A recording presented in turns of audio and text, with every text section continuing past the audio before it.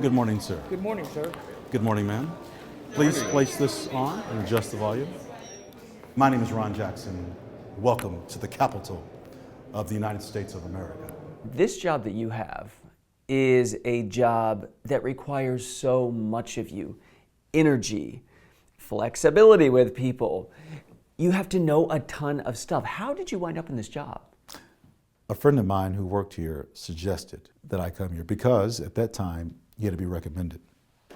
So I didn't live but 4 blocks down the street and came around the Capitol often. But when I came for the interview, I saw things differently.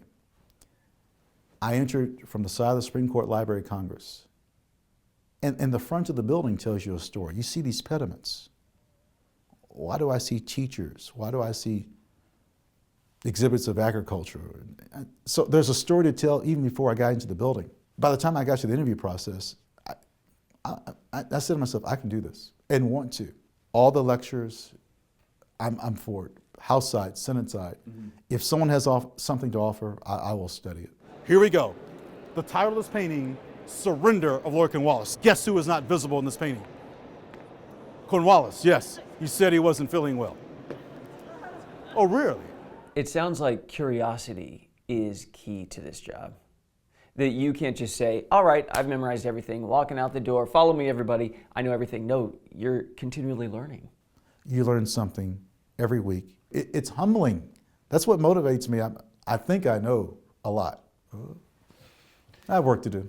To your left, Independence Hall, not Independence Day. Thomas Jefferson in the red vest with the Declaration of Independence to John Hancock, to be confirmed. You know all of that. Did you notice the curtains? I asked the curator about this a few years ago, and she said the curtains being closed could be interpreted as some level of secrecy.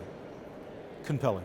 You know, a lot of people 2 decades into a job are tired. They're looking for something new. I went on your tour. You do not seem, I'm tired. You don't seem tired. No, the people carry you. Let's just say the next tour I get are 6th graders. Well, that tour is going to be different than adults. Let's say this afternoon I get a maturing group. They saw President Kennedy laying in state. Well, you treat them differently, and then they care. You ask for their experiences. You ask, what was different about the building 50 years ago? This is National Statuary Hall, the Old House Chamber. I'm into idiosyncrasies. How on earth do they get a painting within this frame? I want you to look carefully. See that dark mark? That was a hook. On the hook, a painting of Marquis de Lafayette. The other side, George Washington. Where are they now? In the new chamber. If I'm out there thinking, that looks like the job I want to do, what is the very first step? Is it reading a book? Is it orating? What is it? Education, reading, reading. You don't have to have, a melodious voice. You can be subdued. I talk a lot. You could be opposite of me. How you connect with people, that's teaching. You can have all the knowledge you want, and you do need to be well read.